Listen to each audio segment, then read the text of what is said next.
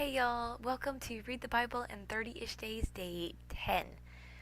We are a little bit behind. I've been a little bit low energy the last 2 days or so. Also, we're starting pretty late at night. I think I've decided I had some thoughts I wanted to recap, but I'm going to skip the recap tonight because, as we know, when I get tired, I start to ramble. It's going to be the never ending recap, which we already have a short amount of time tonight because it's so late. So instead, I'm just going to go ahead and jump. I'm going to pray and then I'll jump into reading for tonight. We're not going to read quite as, I'm not going to read quite as long. And then tomorrow, hopefully tomorrow or Saturday, I'll give a synopsis and a recap of all that has been happening in 1st and 2nd Samuel so far. We've covered quite a bit of ground.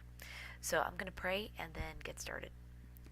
Holy Father, thank you for your word. Thank you for the time that we get to spend reading to your word and listening to your word. I pray, Father, that you would minister to my heart tonight, Lord, and to the hearts of anyone who would come and would listen with me, God, as I read, that you would help our hearts to hear what you would say to us, Lord. Help us to understand your word. Help us to know what it means for our lives, Lord, to hear you speaking to us, Lord. I pray that you would help us to, through the power of your Holy Spirit, you would enable us, Lord, to hear your voice clearly, Lord, to respond in faith and to respond into obedience to all that you say, Lord, and to know, to understand, Lord, these historical passages, Lord, what they mean for us. I ask this in your holy name. Amen. Okay, here we go. This is 2 Samuel chapter 11. It happened in the spring of the year, at the time when kings go out to battle, that David sent Joab and his servants with him, and all Israel, and they destroyed the people of Ammon and besieged Rabbah. But David remained at Jerusalem. Then it happened one evening that David arose from his bed and walked on the roof of the king's house. And from the roof he saw a woman bathing, and the woman was very beautiful to behold. So David sent and inquired about the woman. And someone said, "Is this not Bathsheba, the daughter of Eliam, the wife of Uriah the Hittite?" Then David sent messengers and took her, and she came to him, and he lay with her, for she was cleansed from her impurity, and she returned to her house. And the woman conceived, and she sent and told David and said, "I am with child." Then David said to Joab, saying, "Send me Uriah the Hittite." And Joab sent Uriah to David. When Uriah had come to him, David asked how Joab was doing, and how the people were doing, and how the war prospered. And David said to Uriah, "Go down to your house and wash your feet." So Uriah departed from the king's house, and a gift of food from the king followed him. But Uriah slept at the door of the king's house, with all the servants of the Lord, of his Lord, and did not go down to his house. So when they told David, saying, "Uriah did not go down to his house," David said to Uriah, "Did you not come from a journey? Why did you not go down to your house?" And Uriah said to David, "The ark and Israel and Judah are dwelling in tents, and my lord Joab and all the servants of my lord are encamped in the open fields. Shall I then go to my house to eat and drink and to lie with my wife? As you live, and as your soul lives, I will not do this thing." Then David said to Uriah, "Wait here today also, and tomorrow I will let you depart." So Uriah remained in Jerusalem that day and the next. Now when David called him, he ate and drank before him, and he made him drunk. And at evening he went out to lie on his bed with the servants of his lord, but he did not go down to his house. In the morning it happened that David wrote a letter to Joab, and sent it by the hand of Uriah. And he wrote in the letter, saying, "Set Uriah in the forefront of the hottest battle, and retreat from him, that he may be struck down and die." So it was, while Joab besieged the city, that he assigned Uriah to a place where he knew there were valiant men. Then the men of the city came out and fought with Joab, and some of the people of the servants of David fell, and Uriah the Hittite died also. Then Joab sent and told David all the things concerning the war, and charged the messenger, saying, "When you have finished telling the matter of the war to the king, If it happens that the king's wrath rises, and he says to you, 'Why did you approach so near the city when you fought? Did you not know they would shoot from the wall?' Who struck Abimelech the son of Jerubbesheth? Was it not a woman who cast a piece of millstone on him from the wall so that he died in Thebez? Why did you go near the wall?' Then you shall say, 'Your servant Uriah the Hittite is also dead.'" So the messenger went and came and told David all that Joab had sent by him. And the messenger said to David, "Surely the men prevailed against us, and came out to us in the field. Then we drove them back as far as the entrance of the gate. The archers shot at the wall of your servants, and some of the king's servants are dead, and your servant Uriah the Hittite is dead also." Then David said to the messenger, "Thus you shall say to Joab, 'Do not let this thing displease you, for the sword devours one as well as the other. Strengthen your attack against the city and overthrow it.' So encourage him." And the wife of Uriah heard that Uriah her husband was dead. When the wife of Uriah heard that Uriah her husband was dead, she mourned for her husband. And when her mourning was over, David sent and brought her to his house. And she became his wife and bore him a son. But the thing that David had done displeased the Lord. Then the Lord sent Nathan to David, and he came to him and said to him, "There were 2 men in one city, one rich and the other poor. The rich man had exceedingly many flocks and herds, but the poor man had nothing except one little ewe lamb, which he had bought and nourished, and it grew up together with him and with his children. It ate of his food and drank from his own cup and lay in his bosom, and it was like a daughter to him. And a traveler came to the rich man, who refused to take from his own flock, and from his own herd to prepare one for the wayfaring man who had come to him. But he took the poor man's lamb, and prepared it for the man who had come to him. So David's anger was greatly aroused against the man, and he said to Nathan, 'As the Lord lives, the man who has done this thing shall surely die, and he shall restore fourfold for the lamb, because he did this thing, and he had no pity, because he had no pity.' Then Nathan said to David, 'You are the man. Thus says the Lord God of Israel, I anointed you king over Israel, and I delivered you from the hand of Saul. I gave you your master's house and your master's wives into your keeping, and I gave you the house of Israel and Judah. And if that had been too little, I also would have given you much more. Why have you despised the commandment of the Lord to do evil in his sight? You have killed Uriah the Hittite with the sword. You have taken his wife to be your wife, and you have killed him with the sword of the people of Ammon. Now therefore the sword shall never depart from your house, because you have despised me, and have taken the wife of Uriah the Hittite to be your wife. Thus says the Lord, Behold, I will raise up adversity against you from your own house, and I will take your wives before your eyes and give them to your neighbor, and he shall lie with your wives in the sight of the sun. For you did it secretly, but I will do this thing before all Israel before the sun.' So David said to Nathan, I have sinned against the Lord. And Nathan said to David, The Lord also has put away your sin. You shall not die. However, because by this deed you have given great occasion to the enemies of the Lord to blaspheme, the child who is born to you shall surely die."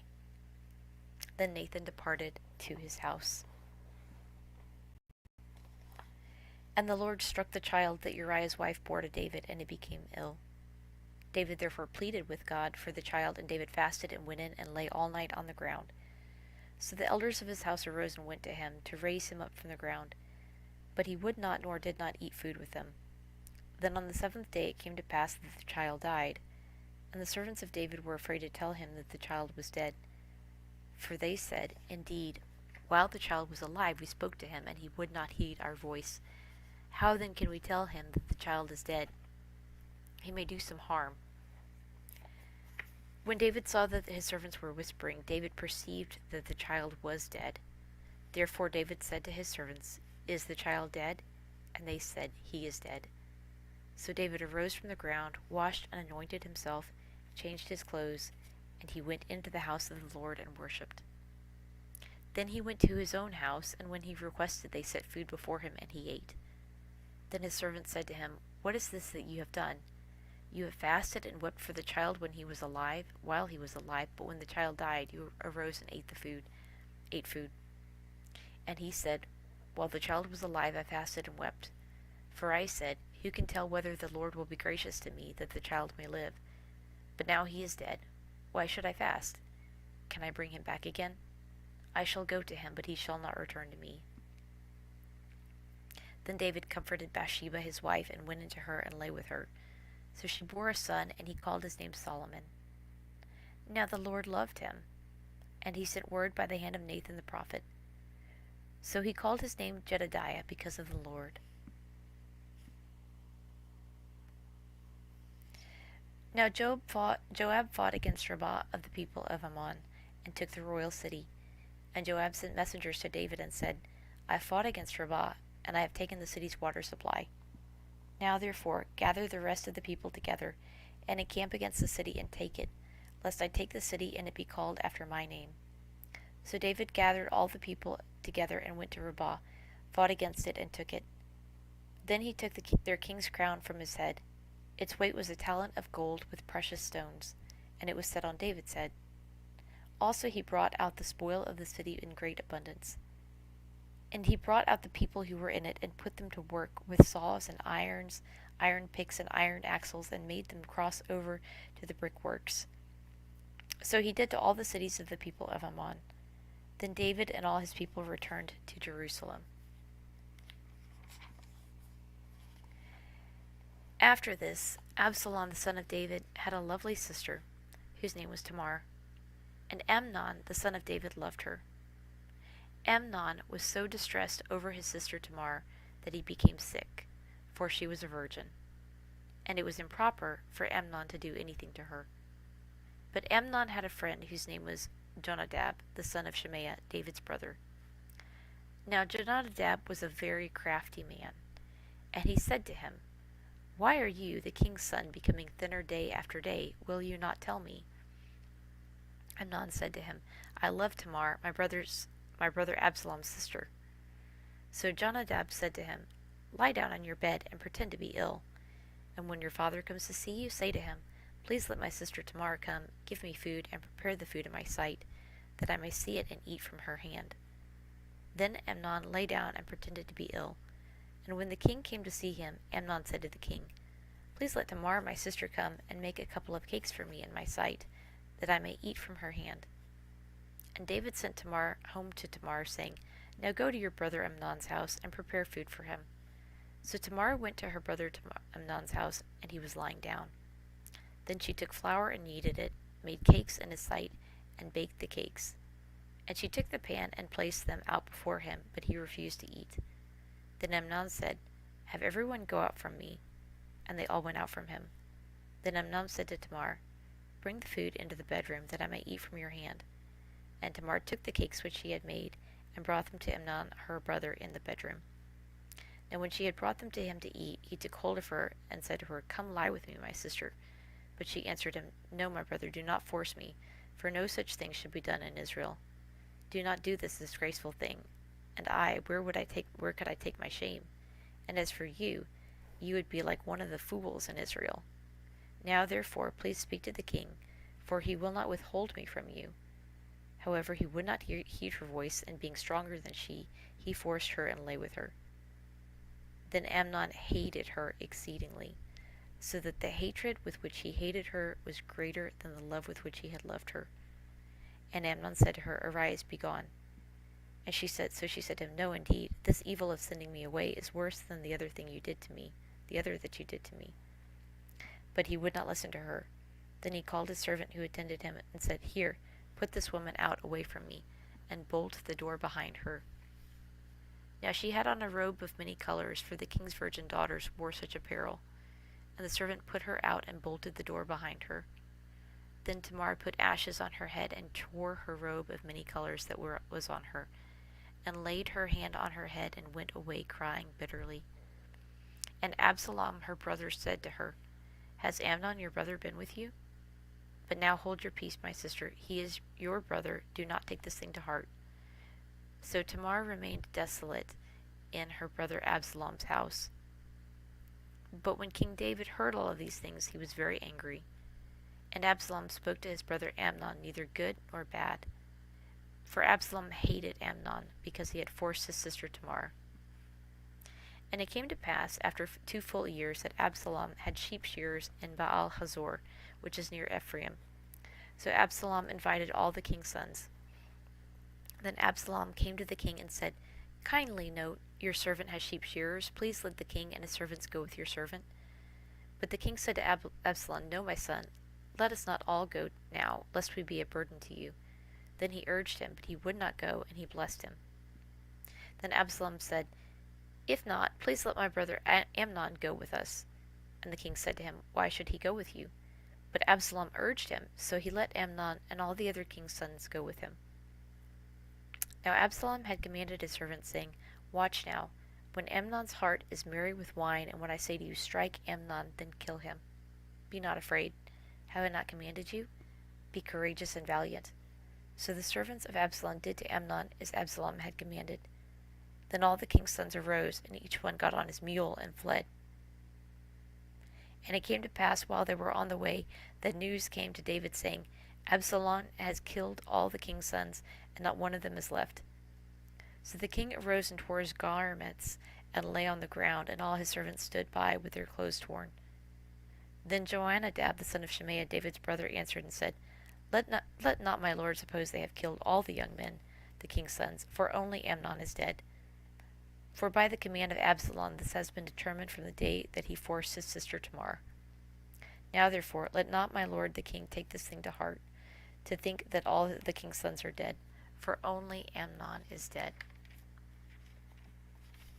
Then Absalom fled, and the young man who was keeping watch lifted his eyes and looked, and there many people were coming from the road on the hillside behind him. And Jonadab said to the king, Look, the king's sons are coming, as your servant said so it is. So it was, as soon as he had finished speaking, that the king's sons indeed came. And they lifted up their voice and wept. Also the king and all his servants wept very bitterly. But Absalom fled and went to Talmai, the son of Ammihud, king of Geshur. And David mourned for his son every day. So Absalom fled and went to Geshur, and was there 3 years. And David longed to go to Absalom, for he had been comforted concerning Amnon, because he was dead. So Joab the son of Zeruiah perceived that the king's heart was concerned about Absalom. And Joab sent to Tekoa, and brought from there a wise woman, and said to her, Please pretend to be a mourner, and put on mourning apparel. Do not anoint yourself with oil, but act like a woman who has been mourning for a long time for the dead. Go to the king and speak to him in this manner. So Joab put the words in her mouth. And when the woman of Tekoa spoke to the king, she fell on her face to the ground and prostrated herself and said, Help, O king. Then the king said to her, What troubles you? And she answered, Indeed, I am a widow. My husband is dead. Now your maidservant has 2 sons, and the 2 fought with each other in the field, and there was no one to part them. But the one struck the other and killed him. Now the whole family has risen up against your maidservant, and they said, Deliver him who struck his brother, that we may execute him for the life of his brother whom he killed, and we will destroy the heir also. So they would extinguish my ember that is left, and leave my husband neither name nor remnant on the earth. Then the king said to the woman, Go to your house, and I will give orders concerning you. And the woman of Tekoa said to the king, My lord, O king, let the iniquity be on me and on my father's house, and the king and his throne be guiltless. So the king said, Whoever says anything to you, bring him to me, and he shall not touch you any more. Then she said, Please let the king remember the Lord your God, and do not remember the avenger of blood to destroy any more, lest they destroy my son. And he said, As the Lord lives, not one hair of your son shall fall to the ground. Therefore the woman said, Please let your maidservant speak another word to my lord the king. And he said, Say on. So the woman said, Why then have you schemed such a thing against the people of God? For the king speaks this thing as one who is guilty, and that the king does not bring his banished one home again. For we will surely die and become like water spilled on the ground, which cannot be gathered up again. Yet God does not take away a life, but he devises means so that his banished ones are not expelled from him. Now therefore I have come to speak of this thing to my lord the king, because the people have made me afraid. And your maidservant said, I will now speak to the king. It may be that the king will perform the request of his maidservant. For the king will hear and deliver his maidservant from the hand of the man who would destroy me, and my son together from the inheritance of God. Your maidservant said, The word of my lord the king will now be comforting.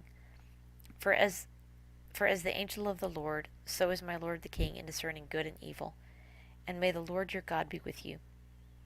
Then the king answered and said to the woman, Please do not hide anything from me, anything that I ask you. And the woman said, Please let my lord the king speak.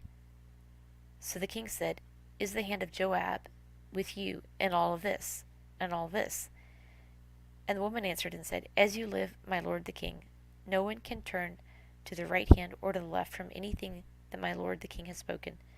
For your servant Joab commanded me, and he put all these words in the mouth of your maidservant. To bring about this change of affairs, your servant Joab has done this thing. But my lord is wise, according to the wisdom of the angel of God, to know everything that is in the earth. And the king said to Joab, All right, I have granted this thing. Go therefore, bring back the young man, Absalom. Then Joab fell to the ground on his face and bowed himself and thanked the king.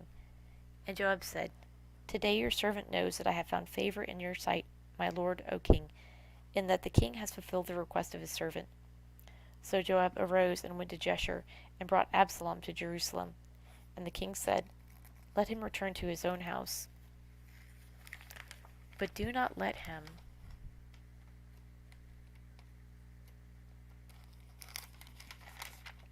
see my face. So Absalom returned to his own house, but he did not see the king's face.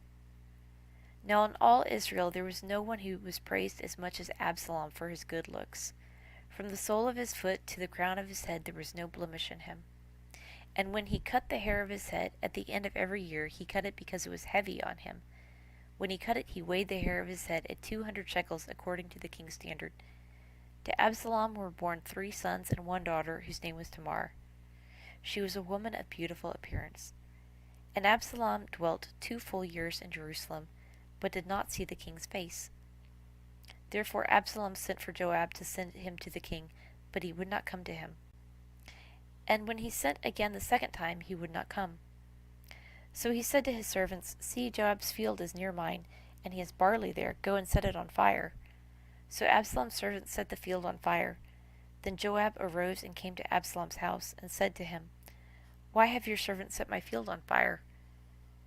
And Absalom said to Joab, Look, I sent to you, saying, Come here, so that I may send to the king to say, Why have I come from Jeshurun? It would be better for me to be there still. Now therefore let me see the king's face, but if there is iniquity in me, let him execute me. So Joab went to the king and told him, and when he had called for Absalom, he came to the king and bowed himself on his face to the ground before the king. Then the king kissed Absalom. After this had happened, Absalom provided himself with chariots and horses, and 50 men to run before him. Now Absalom would rise early and stand beside the way to the gate. So it was, whenever anyone who had a lawsuit came to the king for a decision, then Absalom would call to him and say, What city are you from? And he would say, Your servant is from such a tribe of Israel. Then Absalom would say to him, Look, your case is good and right, but there is no deputy of the king to hear you.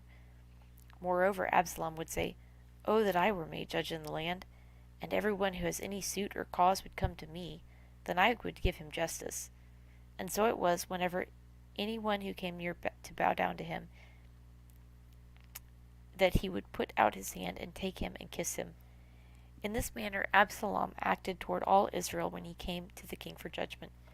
So Absalom stole the hearts of the men of Israel. Now it came to pass after 40 years that Absalom said to the king, Please let me go to Hebron and pay the vow which I made to the Lord.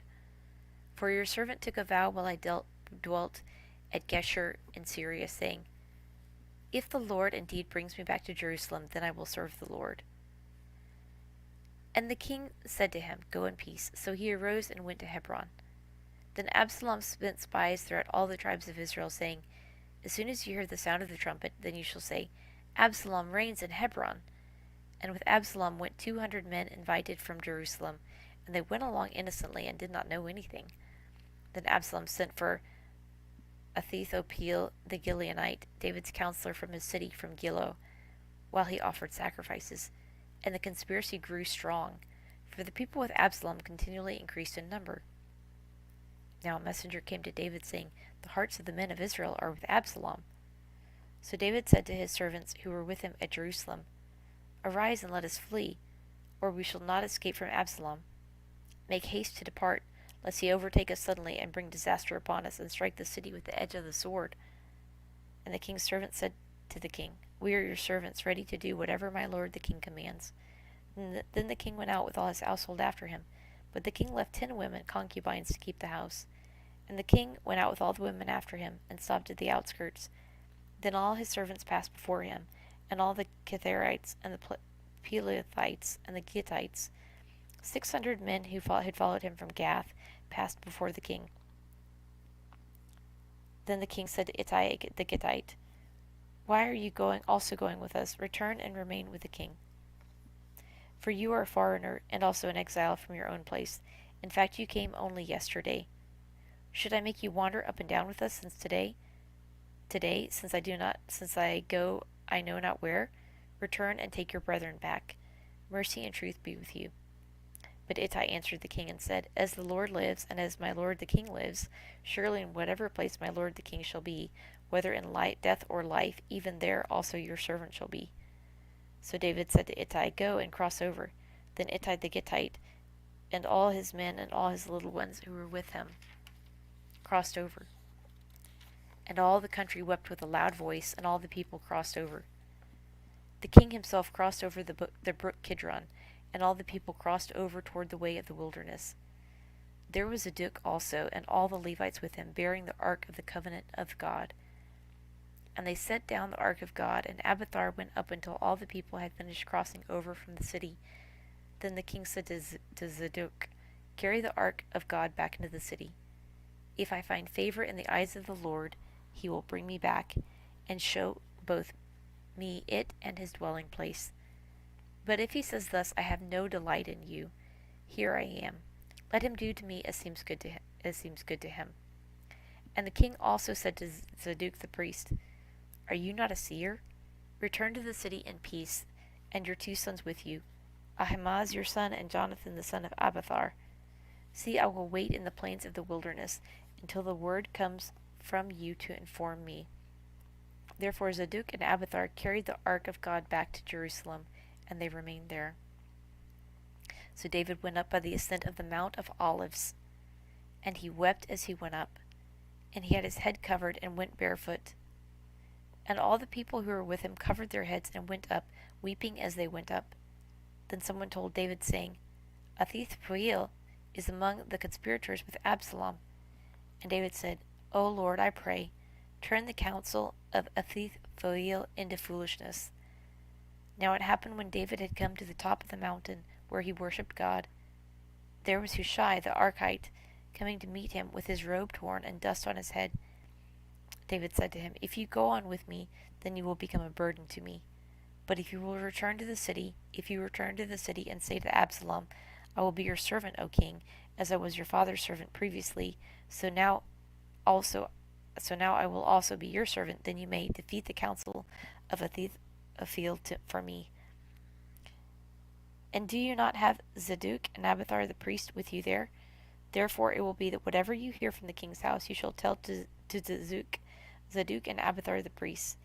Indeed, they have come there with them their 2 sons, Ahimaaz, Zadok's son, and Jonathan, Abiathar's son, and by them you shall send me everything you hear. So Hushai, David's friend, went into the city, and Absalom came into Jerusalem. When David was a little past the top of the mountain, there was Ziba, the servant of Mephibosheth, who met him with a couple of saddle donkeys, and on 2 of them were 200 loaves of bread, 100 clusters of raisins, 100 summer fruits, and a skin of wine. And the king said to Ziba, What do you mean with these? So Ziba said, The donkeys are for the king's household to ride on, the bread and the summer fruit for the young men to eat, and the wine for those who are faint in the wilderness to drink. Then the king said, And where is your master's son? And Ziba said to the king, Indeed, he is staying in Jerusalem. For he said, Today the house of Israel will restore the kingdom of my father to me. So the king said to Ziba, Here all that belongs to me, Mephibosheth, is yours. And Ziba said, I humbly bow before you, that I may find favor in your sight, O Lord my king.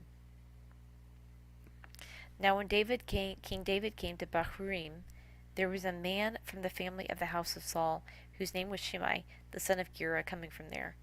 He came out cursing continuously as he came, and he threw stones at David and at all the servants of King David. And all the people and all the mighty men were on his right hand and on his left. Also Shimei said thus when he cursed, come out, you bloodthirsty man, you rogue. The Lord has brought upon you all the blood of the house of Saul, in whose place you have reigned, and the Lord has delivered the kingdom into the hand of Absalom your son. So now you are caught in your own evil, because you are a bloodthirsty man. Then Abishai the son of Zeruiah said to the king, By why should this dead dog curse my lord the king? Please let me go over and take off his head. But the king said, What have I to do with you, you sons of Zeruiah? So let him curse, because the Lord has said to him, Curse David. Who then shall say, Why have you done so? And David said to Abishai and all his servants, See how my son, who came from my own body, seeks my life. How much more may this Benjamite? Let him alone, and let him curse. For so the Lord has ordered him. It may be that the Lord will look on my affliction, and that the Lord will repay me with good for his cursing this day. And as David and his men went along the road, Shimei went along the hilltop opposite him, and cursed as he went, threw stones at him, and kicked up dust. Now the king and all his people who were with him became weary, so they refreshed themselves there. Meanwhile Absalom and all the people, the men of Israel, came to Jerusalem, and Ahithophel was with him.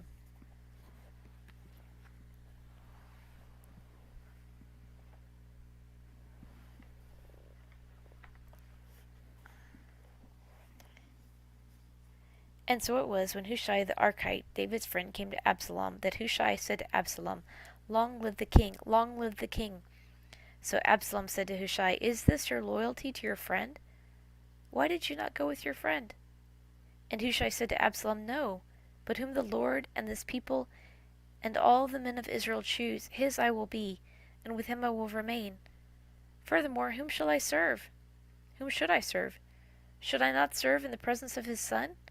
As I have served in your father's presence, so I will be in your presence.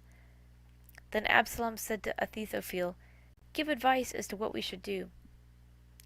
And Ahithophel said to Absalom, Go into your father's concubines, whom he has left to keep the house, and all Israel will hear that you are abhorred by your father. Then the hands of all who are with you will be strong. So they pitched a tent for Absalom on the top of the house, and Absalom went into his father's concubines in the sight of all Israel. Now the advice of Ahithophel, which he gave in those days, was as if one had inquired at the oracle of God.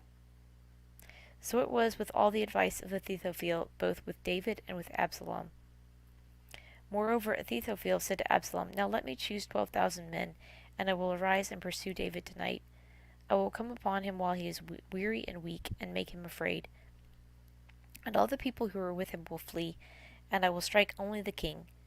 Then I will bring back all the people to you. When all return except the man whom you seek, all the people will be at peace. And the saying pleased Absalom and all the elders of Israel. Then Absalom said, Now call Hushai the Archite also, and let us hear what he says too.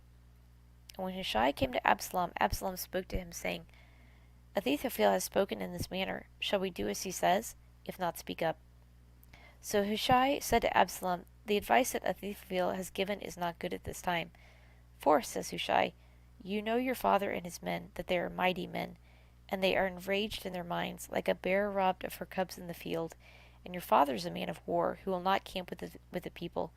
Surely by now he is hidden in some pit, or in some other place, and it will be, when some of them are overthrown at the first, that whoever hears will say, there is a slaughter among the people who follow Absalom.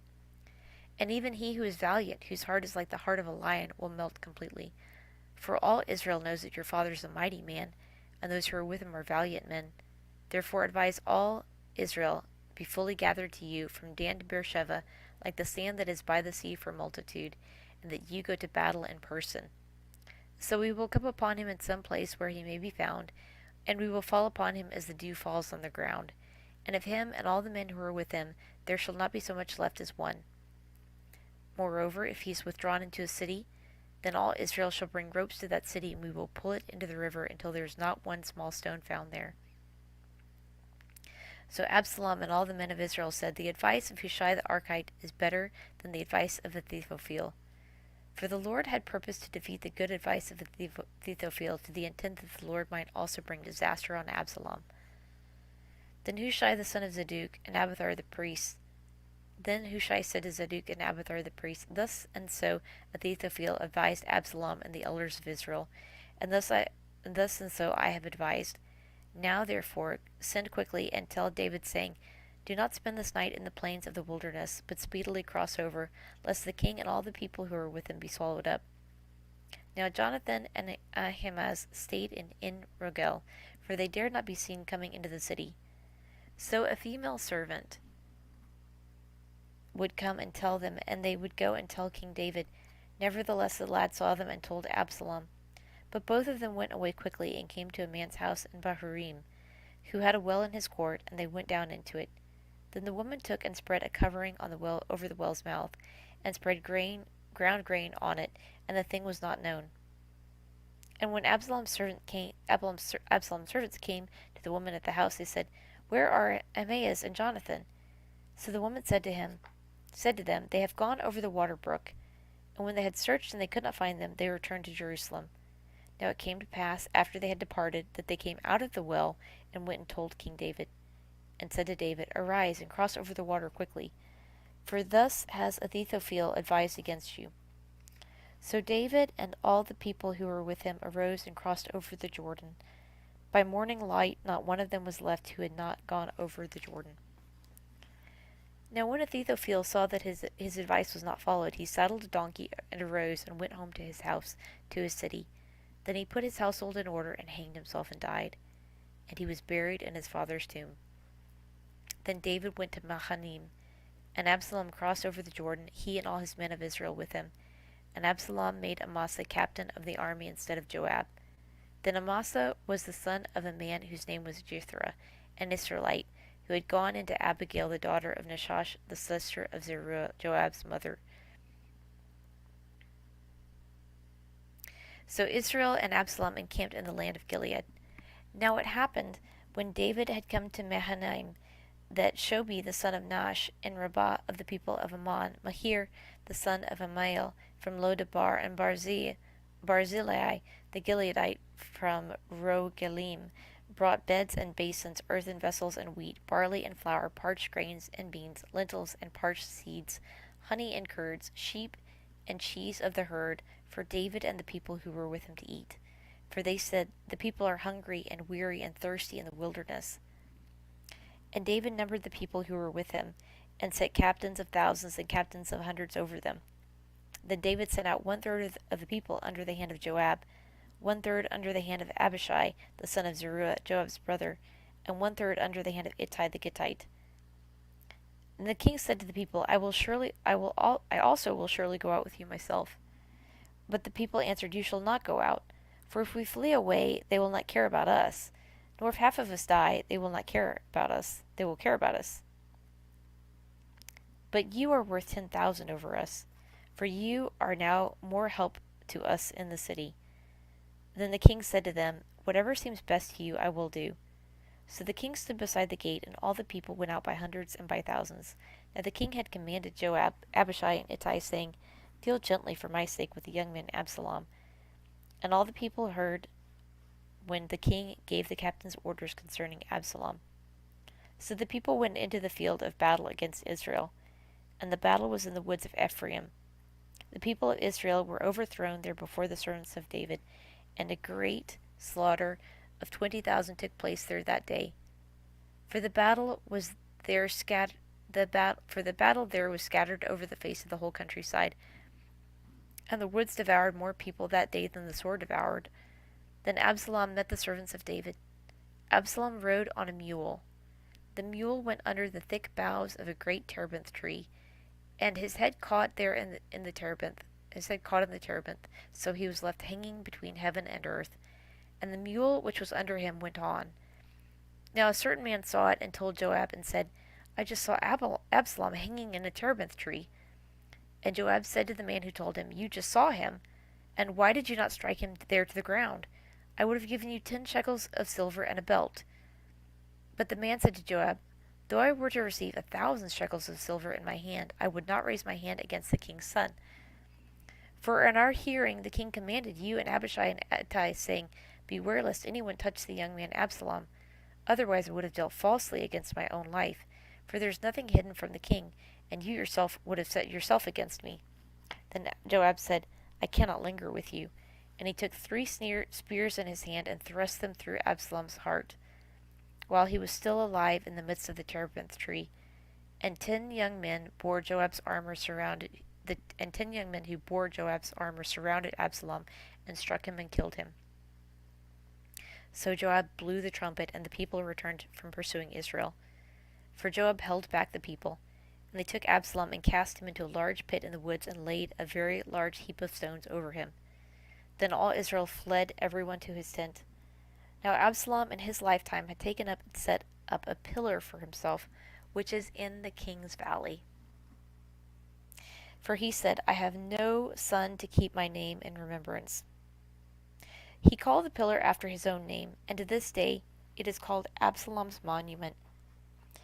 Then Ahimaaz, the son of Zadok, said, Let me run now and take the news to the king, how the Lord has avenged him of his enemies.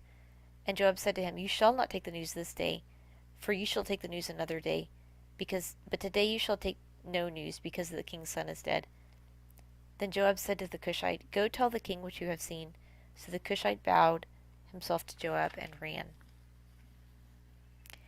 And Ahimaaz the son of Zadok said again to Joab, But whatever happens, please let me also run again after the Cushite. So Joab said, Why will you run, my son, since you have no news ready? But whatever happens, he said, Let me run. So he said to him, Run. Then Ahimaaz ran by way of the plain and outran the Cushite. Now David was sitting between the 2 gates, and the watchman went up to the roof over the gate to the wall, lifted his eyes and looked, and there was a man running alone. Then the watchman cried out and told the king, and the king said, If he is alone, there is news in his mouth. And he came rapidly and drew near. Then the watchman saw another man running, and the watchman called to the gatekeeper and said, There is another man running alone. And the king said, He also brings news. So the watchman said, I think the running of the first is like the running of Ahimaaz, the son of Zadok. And the king said, He is a good man, he comes with good news. So Ahimaaz called out and said to the king, All is well. Then he bowed down with his face to the earth before the king and said, Blessed be the Lord your God, who has delivered up the men who raised their hand against my lord the king. The king said, Is the young man Absalom safe? Ahimaaz answered, When Joab the king's servant and me your servant, when Joab sent the king's servant and me your servant, I saw a great tumult, and I did not know what it was about. And the king said, Turn aside and stand here. So he turned aside and stood still. Just then the Cushite came, and the Cushite said, There is good news, my lord the king, for the Lord has avenged you this day of all those who rose against you. And the king said to the Cushite, Is the young man Absalom safe? So the Cushite answered, May the enemies of my lord the king and all who rise up against you to do harm be like that young man. Then the king was deeply moved, and went to the chamber over the gate and wept. And as he went, he said thus, O my son Absalom, my son Absalom, if only I had died in your place. O Absalom, my son, my son. And Joab was told, Behold, the king is weeping and mourning for Absalom. So the victory that day was turned into mourning for all the people. For the people heard it said that day, The king is grieved for his son. And the people stole back into the city that day, as people who are ashamed steal away when they flee into battle. But the king covered his face, and the king cried out with a loud voice, "Oh, my son Absalom! Oh, Absalom, my son, my son!" Then Joab came into the house to the king and said, "Today you have disgraced all your servants who today have saved your life, the lives of your sons and daughters, the lives of your wives, and the lives of your concubines, and that you love your enemies and hate your friends. For you have declared today that you regard neither princes nor servants. For today I perceive that if Absalom had lived and all of us had died today, then it would have been pleased you well. Now therefore arise, go out and speak comfort to your servants. For I swear by the Lord that if you do not go out, not one of them will stay with you this night. And it will be worse for you than all the evil that has befallen you from your youth until now." Then the king arose and sat in the gate. And they told all the people, saying, "There is the king sitting in the gate." So all the people came before the king. For every one of Israel had fled to his tent. Now all the people were in a dispute throughout all the tribes of Israel, saying, "The king saved us from the hand of our enemies. He delivered us from the hand of the Philistines, and now he has fled from the land because of Absalom. But Absalom, whom we anointed over us, has died in battle. Now therefore, why do you say nothing about bringing back the king?" So King David sent to Zadok and Abiathar the priests, saying, "Speak to the elders of Judah, saying, Why are you the last to bring the king back to his house, since the words of all Israel have come to the king, to his very house? You are my brethren, you are my bone and my flesh. Why then are you the last to bring back the king? And say to Amasa, Are you not my bone and my flesh? God do so to me, and more also, if you are not commander of the army before me continually in place of Joab." So he swayed the hearts of all the men of Judah, just as the heart of one man, so that they sent word to the king, "Return, and you and your servants, you and all your servants." Then the king returned and came to the Jordan. And Judah came to Gilgal to go to meet the king, to escort the king across the Jordan. And Shimei the son of Gera, a Benjamite, who was from Bahurim, hurried and came down with a man of Judah to meet King David. There were 1,000 men of Benjamin with him, and Ziba, the servant of the house of Saul, and his 15 sons, his 20 servants with him, and his 20 servants with him, they went over the Jordan before the king. Then a ferry boat went across to carry over the king's household, and to do as he thought good. Now Shimei the son of Gera fell down before the king when he had crossed the Jordan. Then he said to the king, "Do not let my lord impute iniquity to me, or remember what wrong your servant did on that day, that my lord the king left Jerusalem, that the king should take it to heart. For I, your servant, know that I have sinned. Therefore here I am, the first to come today of all the house of Joseph, to go down to meet my lord the king." But Abishai the son of Zeruiah answered and said, "Shall not Shimei be put to death for this, because he cursed the Lord's anointed?" And David said, "What have I to do with you, you sons of Zeruiah, that you should be adversaries to me today? Shall any man be put to death today in Israel? For do I not know that today I am king over Israel?" Therefore the king said to Shimei, "You shall not die," and the king swore to him. Now Mephibosheth the son of Saul came down to meet the king, and he had not cared for his feet, nor trimmed his mustache, nor washed his clothes from the day the king departed until the day he returned in peace. So it was when he had come to Jerusalem to meet the king that the king said to him, "Why did you not go with me, Mephibosheth?"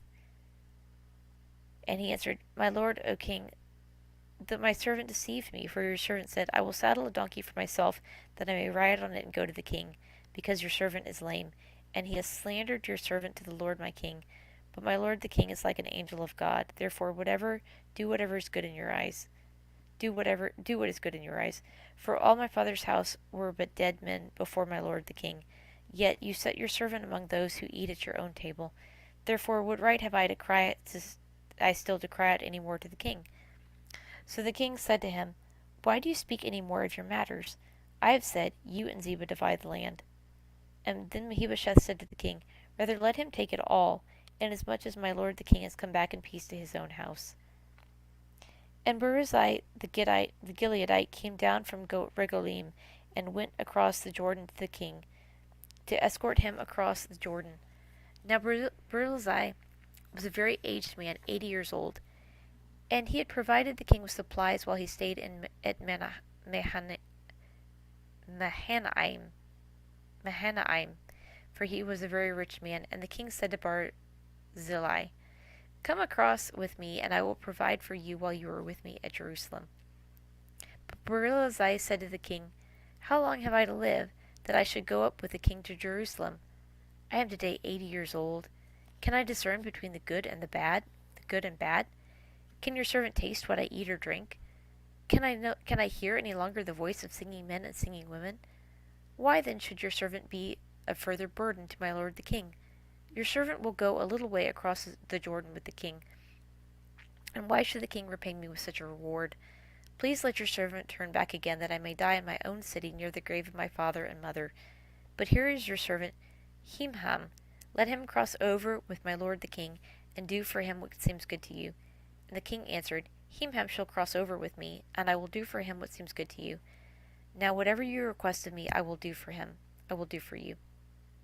Then all the people went over the Jordan, and when the king had crossed over, the king kissed Barzillai and blessed him, and he returned to his own place.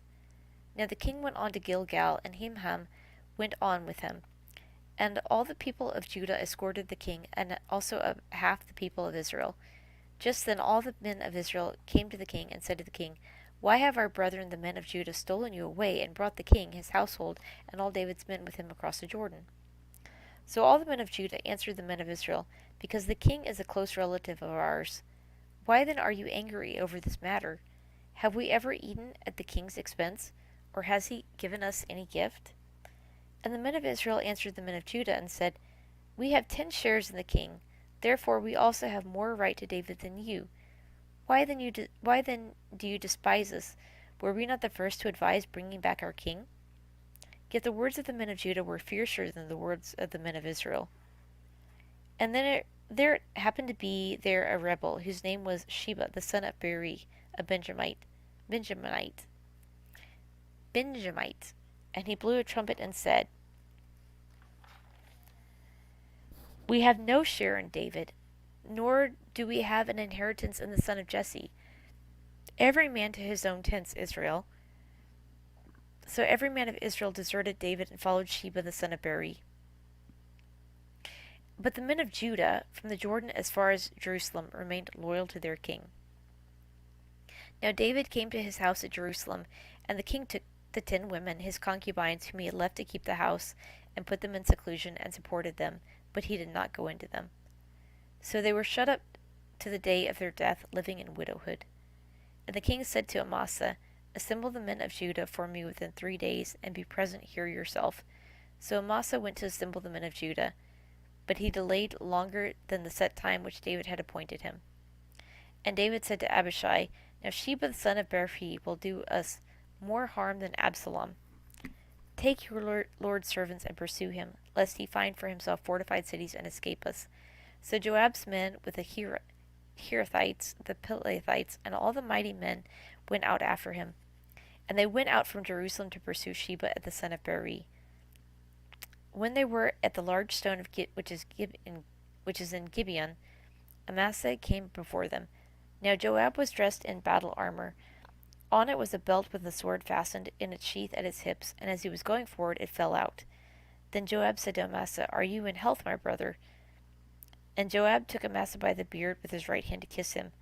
But Amasa did not notice that it was in Joab's hand, and he struck him with it in the stomach, and his entrails poured out on the ground, and he did not strike him again. Thus he died. Then Joab and Abishai his brother pursued Sheba the son of Beri. Meanwhile, one of Joab's men stood near Amasa and said, "Whoever favors Joab and whoever is for David, follow Joab." But Amasa wallowed in his blood in the middle of the highway. And when the man saw that all the people stood still, he moved Amasa from the highway in the field and threw a garment over him. When he saw that everyone came upon him, halted. When he saw that, everyone who came upon him halted.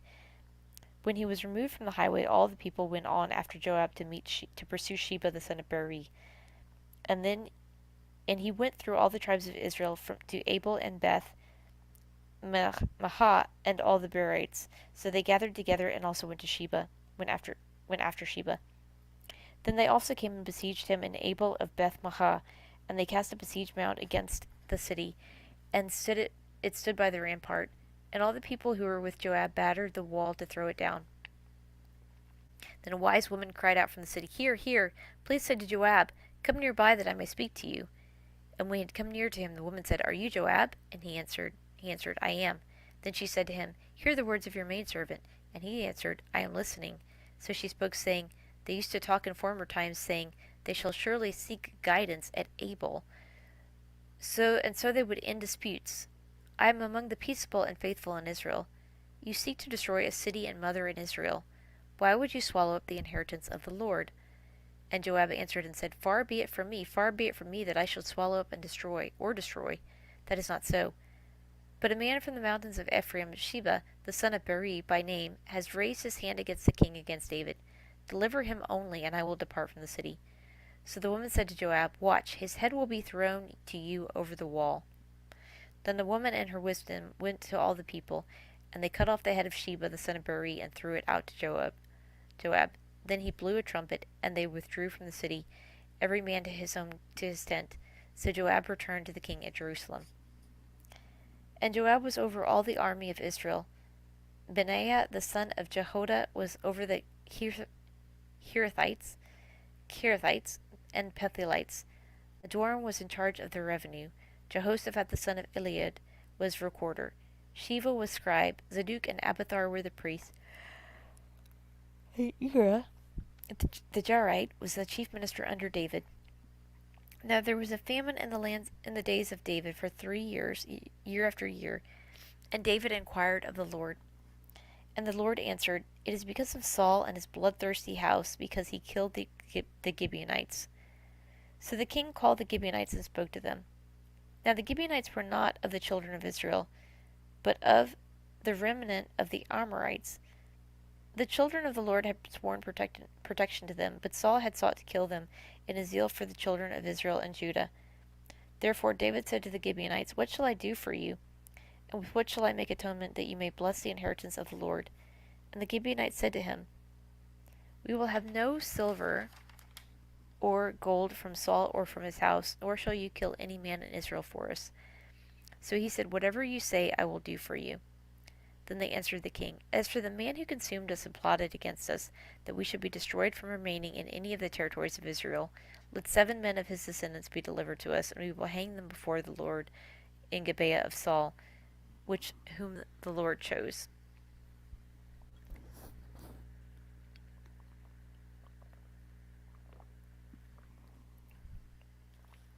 And the king said, I will give them. But the king spared Mephibosheth, the son of Jonathan, the son of Saul, because of the Lord's oath that was between them, between David and Jonathan, the son of Saul. So the king took Armani and Mephibosheth, the sons of Rizpah, the daughter of Ai, whom she bore to Saul, and the 5 sons of Michal, the daughter of Saul, whom she bore for Adriel, the son of Barzillai the Mahalathite, and delivered them into the hands of the Gibeonites. And they hanged them on the hill before the Lord. So they fell all 7 together, and they were put to death in the days of the harvest, in the first days, in the beginning of barley harvest. Now Rizpah the daughter of Ai took sackcloth and spread it for herself on the rock, from the beginning of the harvest until the late rains poured on them from heaven. And she did not allow the birds of the air to rest on them by day, nor the beasts of the field by night. And David was told what Rizpah, daughter of Ai, the concubine of Saul, had done. Then David went and took the bones of Saul and the bones of Jonathan his son from the men of Jabesh Gilead, who had stolen them from the street of Beth-shan, where the Philistines had hung them up, after the Philistines had struck down Saul in Gilboa. So he brought up the bones of Saul and the bones of Jonathan his son from there, and they gathered the bones of those who had been hanged. They buried the bones of Saul and Jonathan his son in the country of Benjamin in Zelah, in the tomb of Kish his father. So they performed all that the king had commanded, and after that God heeded the prayer for the land.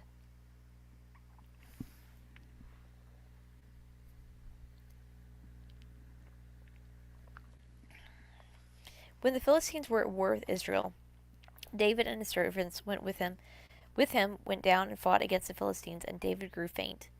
Then Ishbi-Benob who was one of the sons of the giant, the weight of whose bronze spear was 300 shekels, who was bearing a new sword, thought he could kill David. But Abishai the son of Zeruiah came to his aid, and struck the Philistine and killed him.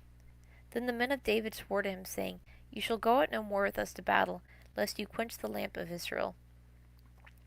Now it happened afterward that there was again a battle with the Philistines at Goab. Then Shebihai the Hushathite killed Saph, who was one of the sons of the giant. Again there was war at Goab with the Philistines, where Elhanan the son of Jerir-Ogim the Bethlehemite killed the brother of Goliath the Gittite, the shaft of whose spear was like the weaver's beam. Yet again there was war at Gath, where there was a man of great stature who had 6 fingers on each hand and 6 toes on each foot, 24 in number, and he was also born to the giant. So when he defied Israel, Jonathan the son of Shemaiah, David's brother, killed him. These 4 were born to the giant in Gath, and fell by the hand of David and by the hand of his servants.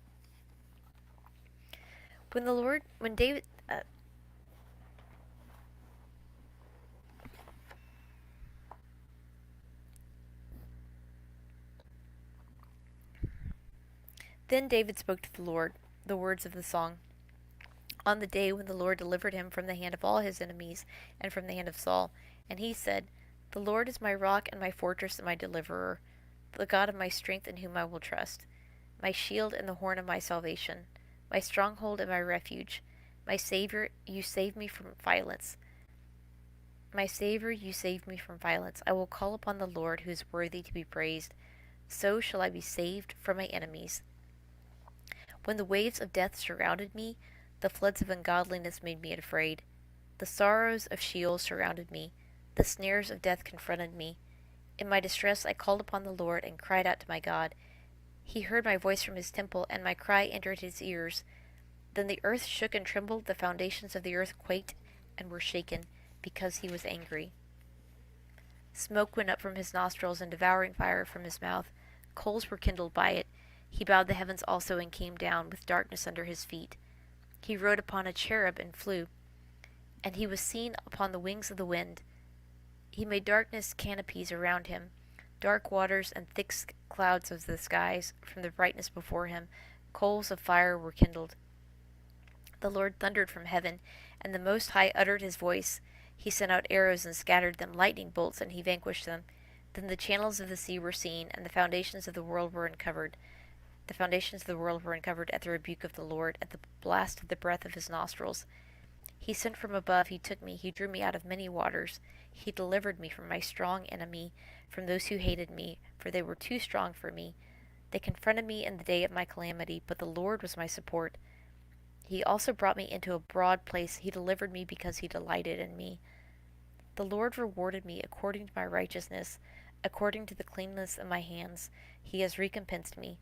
For I have kept the ways of the Lord, and have not wickedly departed from my God.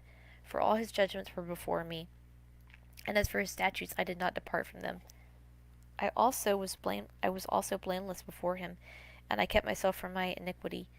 Therefore the Lord has recompensed me according to my righteousness, according to the cleanness of in his eyes. With the merciful you will show yourself merciful.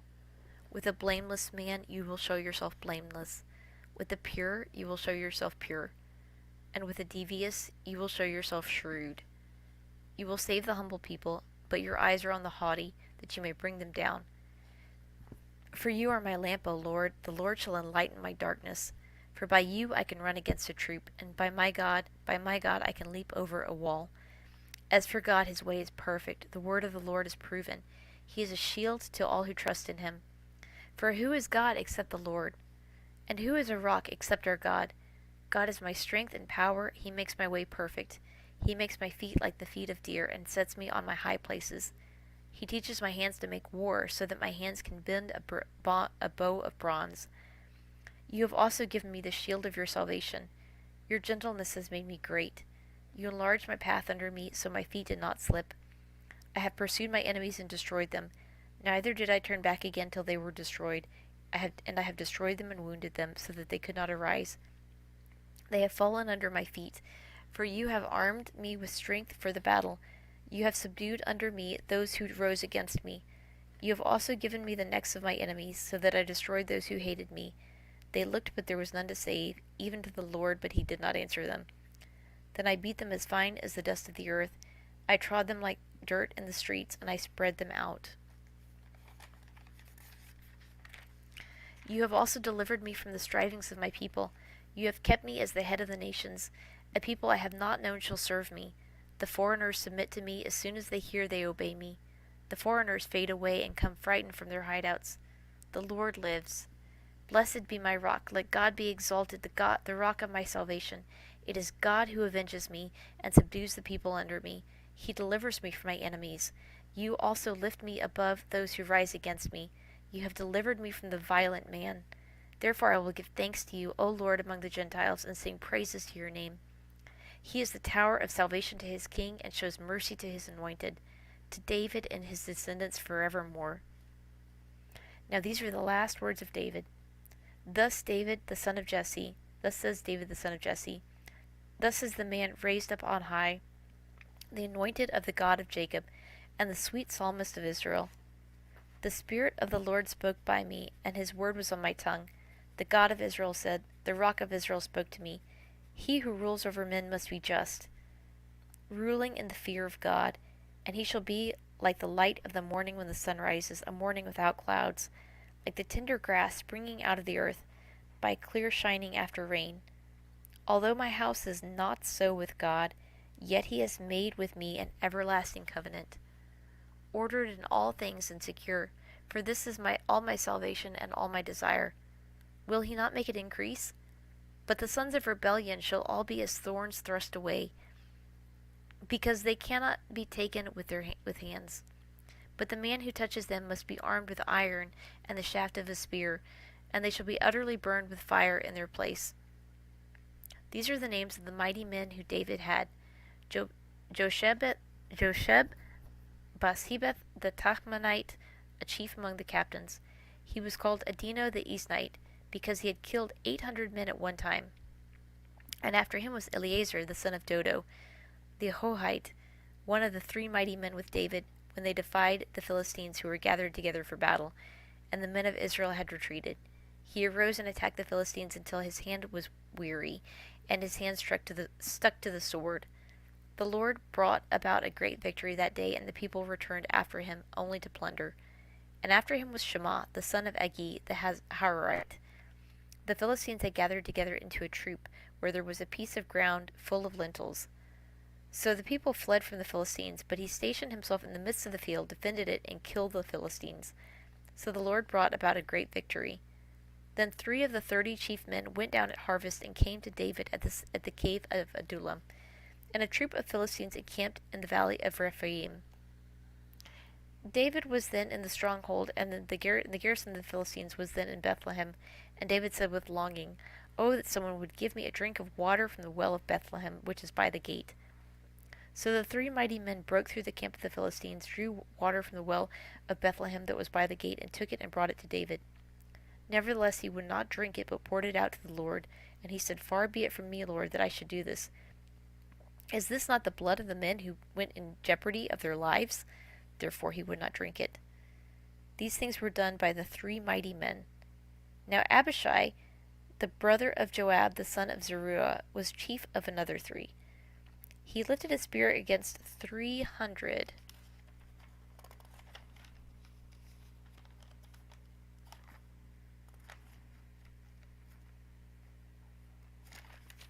men, killed them, and won a name among these 3. Was he not the most honored of 3? Therefore he became their captain. However, he did not attain to the first 3. Benaiah was the son of Jehoiada, the son of a valiant man from Kabzeel, who had done many deeds. He killed 2 lion-like heroes of Moab. He also had gone down and killed a lion in the midst of a pit on a snowy day. And he killed an Egyptian, a spectacular man. The Egyptian had a spear in his hand, so he went down to him with a staff, wrestled the spear out of the Egyptian's hand, and killed him with his own spear. These things Benaiah the son of Jehoiada did, and won a name among the 3 mighty men. He was more honored than the 30, but he did not attain to the first 3. and David appointed him over his guard. Ashael, the brother of Joab, was one of the 30. Elhanan, the son of Dodo of Bethlehem, Shema the Harodite, Elika the Harodite, Helez the Paltite, Ira the son of Ikish the Tokoite, Abiezer the Anathoite, Mebunai the Hishite, Zalmon the Ahoite, Maharai the Netophathite, Heleb the son of Banah the Netophathite, Ittai the son of Ribah from Gibeah of the children of Benjamin, Benaiah a Pirathonite, Hadai from the brooks of Geshah, Abi Alban the Arbathite, Azamatheth the Baruhamite, Elahaba the Shalbonite of the sons of Jashin, Jonathan, Shema the Harathite, Ahim the son of Sharar the Harathite, Eliphet the son of Asbai, the son of Machathite, Eliam the son of Athiphoel the Gileonite, Hezrai the Carmelite, Pazrai the Arbite, Igal the son of Nathan of Zobah, Bani the Gadite, Zilek the Ammonite, Nari the Beerothite, the armor bearer of Joab the son of Zeruiah, Ira the Ithite, Garib the Ithrite, and Uriah the Hittite, 37 in all. Again the anger of the Lord aroused against Israel, and he moved David against them, saying, Go, number Israel and Judah. So the king said to Joab the commander of the army who was with him, Now go throughout all the tribes of Judah, from Dan to Beersheba, and count the people, that I may know the number of the people. And Joab said to the king, Now may the Lord your God add to the people 100 times more than there are, and may the eyes of the Lord my lord the king see it. But why does my lord the king desire this thing? Nevertheless the king's words prevailed against Joab and against the captains of the army. Therefore Joab and the captains of the army went out from the presence of the king to count the people of Israel.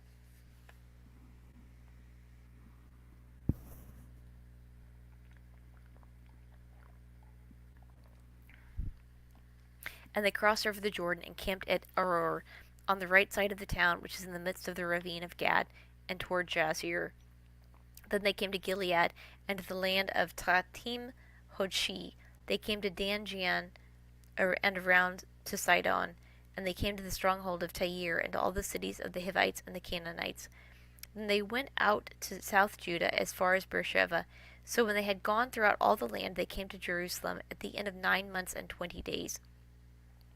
Then Joab gave the sum of the number of the people to the king.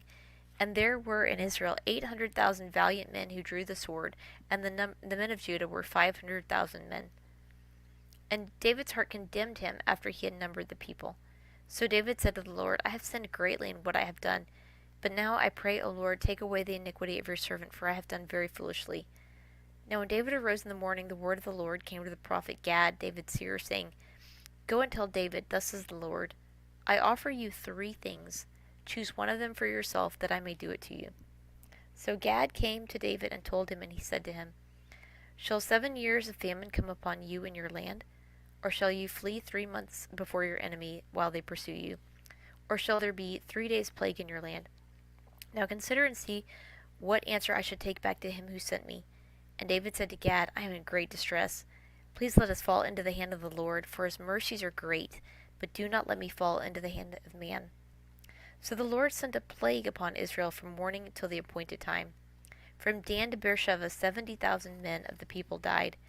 And when the angel stretched out his hand over Jerusalem to destroy it, the Lord relented from the destruction, and said to the angel who was destroying the people, It is enough, now restrain your hand.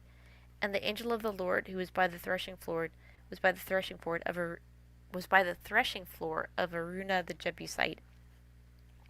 Then David spoke to the Lord when he saw the angel who was striking the people, and said, Surely I have sinned, and I have done wickedly, but these sheep, what have they done?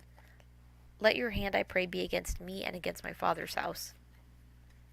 And Gad came that day to David and said to him, Go up, erect an altar to the Lord on the threshing floor of Araunah the Jebusite. So David, according to the word of Gad, went up as the Lord commanded. And Araunah looked and saw the king and his servants coming toward him. And Araunah went out and bowed before the king with his face to the ground. Then Araunah said, Why has my lord the king come to his servant? And David said, To buy the threshing floor from you, to build an altar to the Lord, that the plague may be withdrawn from the people.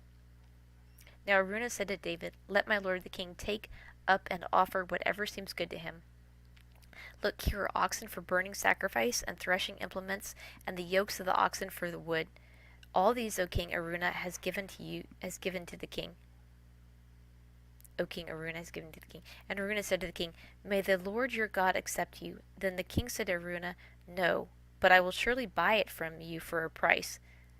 Nor will I offer burnt offerings to the Lord my God with that which cost me nothing. So David bought the threshing floor and the oxen for 50 shekels of silver. And David built there an altar to the Lord and offered burnt offerings and peace offerings. So the Lord heeded the prayers for the land, and the plague was withdrawn from Israel. Okay, that's the end of Samuel 24. Thanks for listening. If you enjoyed this, please subscribe, and then that way tomorrow whenever I start, I don't always start at the same time, but you'll get a notification, and then you can listen to it at a time which is convenient for you. Thanks for putting up with the sketchy sound quality and sketchy Wi-Fi. It's not, my Wi-Fi is actually really strong. It's not actually Wi-Fi, it's Ethernet. I'm old school, but the app is a little sketchy. So if you would like to help me keep going, then please subscribe, and that will help me. Maybe one day I can get better sound quality and get some smoother app going on here. Anyways, thank you all for joining. Tomorrow I'll give a recap, and I hope you have a great night. Thanks. Bye-bye.